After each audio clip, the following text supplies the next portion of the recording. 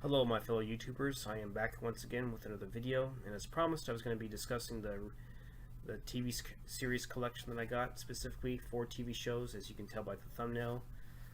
And right off the bat, I'm going to start off with this one series in particular, and it's hard to believe it's first started in '92, and 30 years, wow, time really flies. And that's Melrose Place, starting with these first 2 seasons that I have here.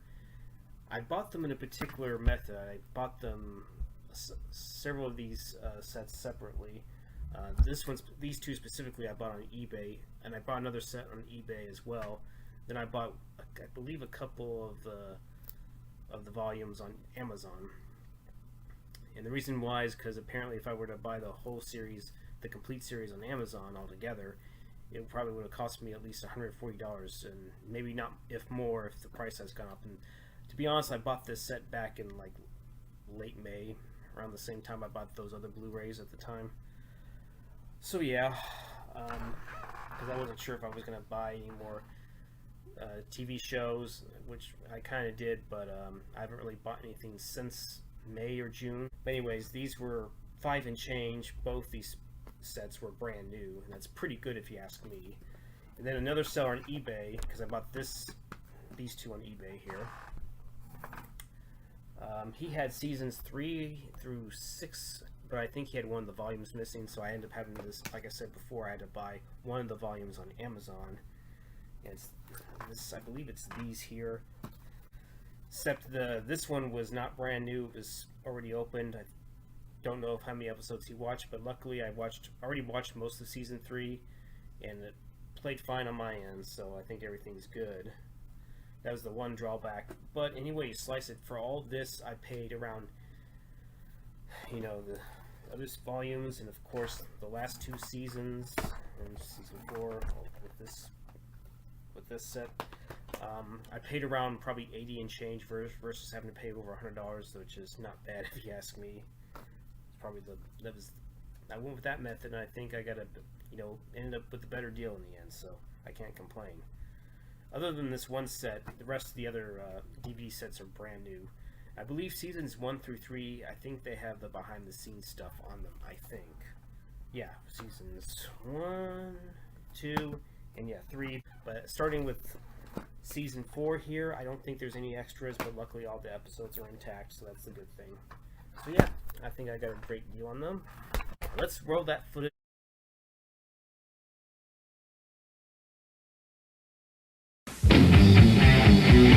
No parents. I wonder how long it'll be before they admit we're adults. No rules. Yeah, hi, I'm here about the apartment. No limits. What are you even seeing in me? A lot, I guess. You just picked yourself a real challenge. Live life on your own terms. Always leave the toilet seat down. Melrose Place. From the creators of 90210, series premiere. There's a reason why Melrose Place, stood the test of time, because of the characters. It started off as an innocent show, but then they made a couple of actress changes. In the first season, like for example, if I can get to it, sorry about the hold up. Amy Locane, she was eventually replaced, and Vanessa L. Williams left, I think, towards the end of season 1, and we got 2 other additional actresses. We had Heather Locklear to boost up the ratings, and of course the new character Daphne Zuniga and Joe.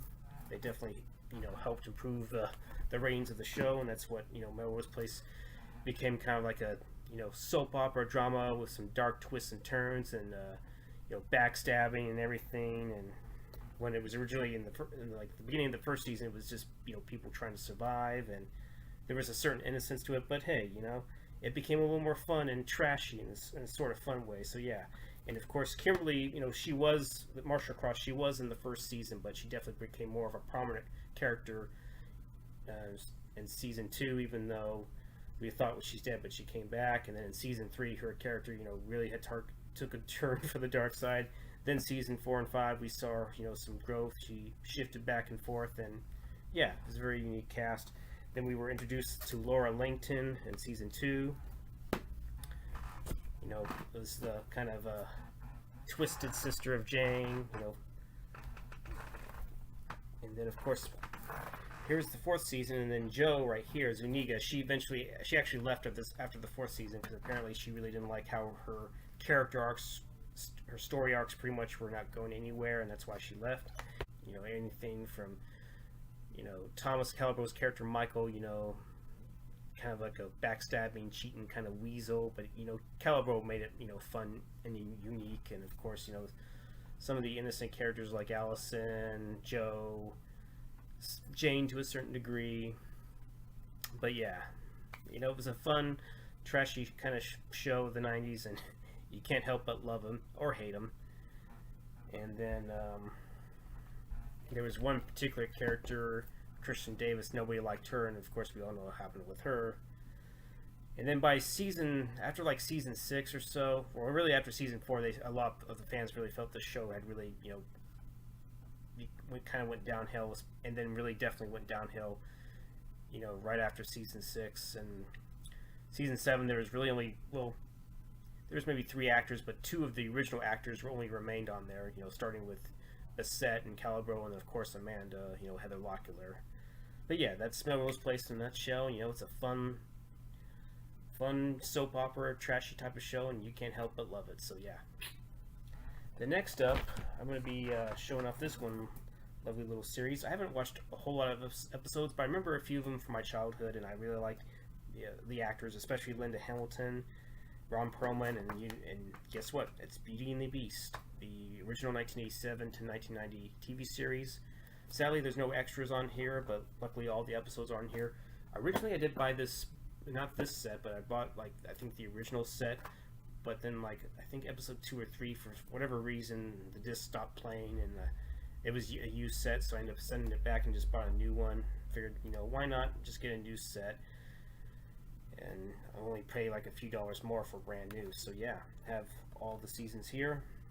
I won't reveal what happens to a particular major character in season 3, but anyway, so I said the chemistry between Linda Hamilton and Ron Perlman was definitely the big factor of the show, and the prosthetics, as you can tell, still hold up, especially from what I saw in the episodes. It still works. It's sadly you won't see a whole lot of it these days, and just the whole real, you know, story arc between and the chemistry, it just worked well with it, and there's no question in denying why this, you know, show was definitely good in the first 2 seasons, even though season 3 took a kind of a unexpected and drastic turn. And so I'm going to show a lovely little intro as to why, you know, this is a good show.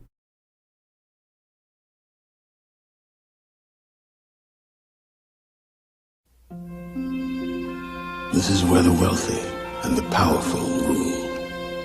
It is her world, a world apart from mine.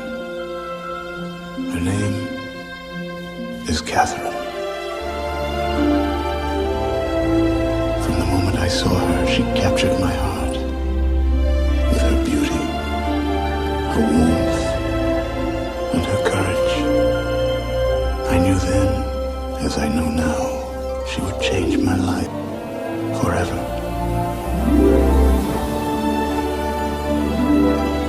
He comes from a secret place, far below the city streets, hiding his face from strangers, safe from hate and harm. He brought me there to save my life. And now, wherever I go, he is with me in spirit. For we have a bond stronger than friendship or love. And although we cannot be together, we will never, ever be apart. There you go. I'll be honest, I'm not a huge romantic fan, but you know what? I definitely have a soft spot for a TV show like this, because you definitely felt the chemistry between them, and there's no question about it why. You know, if they didn't make that drastic change, maybe this show could have lasted a little bit longer. But you know, it is what it is, and that's why you still got these, you know, these stories between them and their whole relationship, and it just, you know, is. You sadly won't see. Well, you did get a remake in like 2012, but it doesn't come anywhere closest to the chemistry between Linda Hamilton and Ron Perlman. And whether or not you're a big fan of Ron Perlman because of his politics, you can't deny he did a good job acting wise, and and just the look of the beast and the whole makeup effects, it still holds up. Like I've said before, still holds up to this day, and you hardly will ever see that now these days. And it's a show that's, you know, missed. You know, glad to have it either way. And next up is another show that only lasted 3 seasons, but nevertheless it was a good show, and it eventually led to a spin-off, and that's Spencer for Hire. You know, you had Robert Urich, you had Avery Brooks. I haven't actually even watched the show, but from judging from the clips and what I saw, there was definitely, you know, a certain unique element to the show. You know, Spencer, I'm guessing he's some kind of trained agent, and, you know, I'm pretty sure just the whole idea of you know, opposites, you know, working together, and you know, I haven't, like I said, I haven't fully watched it, but judging from what I saw, and the theme song, you know, that still remains impactful to this day, and I'm definitely going to give this show a watch at some point, and maybe give my thoughts if someone wants to ever have me do like a season review overall of the show. And I don't know if there's any extras on here, but anyway, so it's good to have the complete series. And you know what? Next up, I'm gonna let these real sassy intros speak for themselves.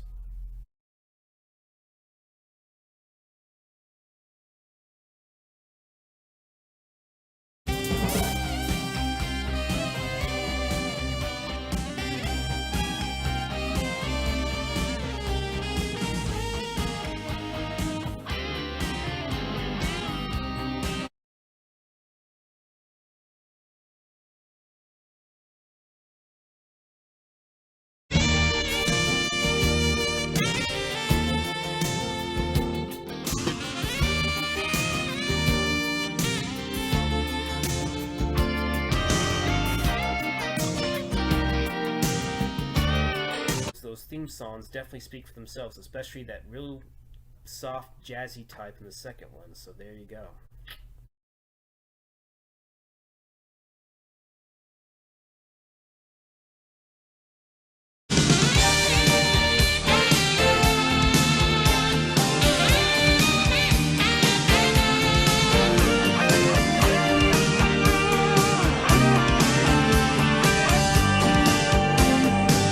Next up, I have to kind of go over there to get it, but last but not least, I saved the best for last. And you know why? Because he's a Mac of all trades, and that's the quintessential classic MacGyver. Richard Dean Anderson. I definitely grew up on this show a little bit more than the other ones, but you know, they're all still good shows. But this was the show for me, you know, back when I watched it. And Richard Dean Anderson, you know, he's MacGyver either way you slice it. And I'm pretty sure you see him as Captain Jack, I forget what his name in the Stargate SG-1 series, but you know, this is what I most remember Richard Dean Anderson for. And all the episodes have been remastered, you know, and the picture quality looks pretty damn excellent on this. Sadly, there's no behind the scenes stuff, but all the episodes are complete, and plus you have the 2 TV movies on here as well. I don't know if they were on there on the previous DVD editions, but anyway, you slice it, it's good to have pretty much everything MacGyver on here. What can I say? You know, there's always going to be a fun adventure with MacGyver any way you slice it. It is a little more pricey, but it's well worth it. I still paid under $100 for that Blu-ray set alone, and it's definitely worth owning. And you want to know something? Why don't we just go ahead and roll up lovely, awesome, nostalgic intro as to what made MacGyver what it is back then, and why it still holds up today. So.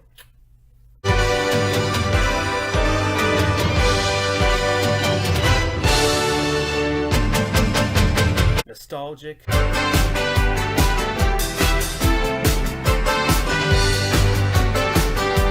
You knew no matter what season you were watching or what episode that MacGyver you were gonna be on an adventure with him one way or another.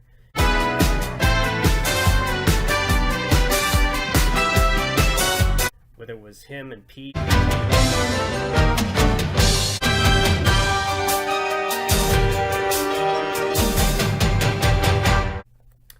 And you had some notable guest stars. You had Bruce Miguel as MacGyver's friend. You also had Terry Hatcher. You had George Takei in one episode. Asai Morales.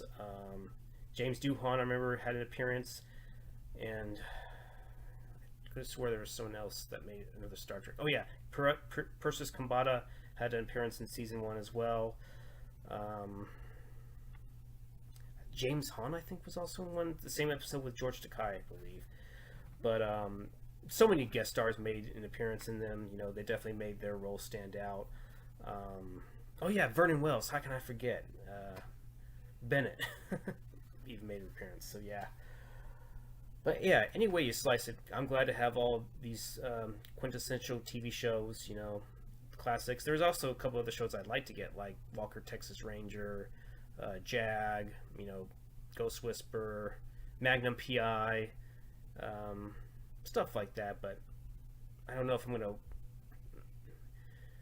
want to buy them just yet. So that's why I'm fine with what I have right here. And yeah, that's going to do it for this video, and apologies for being kind of a little out of it. I'm still tired, and I should probably really go to bed, and I have a big day ahead of me, especially since it involves my job and me having to go somewhere.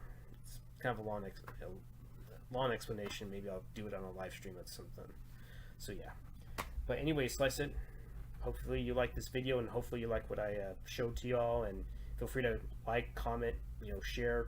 Talk about if you like these shows, if you grew up on them, if you haven't seen them, you know, definitely give them a watch. You know, tell us why you think these shows, you know, especially MacGyver, is a classic. So yeah, feel free to leave those comments, and you know the drill. Okay, I think that's gonna do it for me. I'll see you in the other video whenever. So bye bye, and see you later.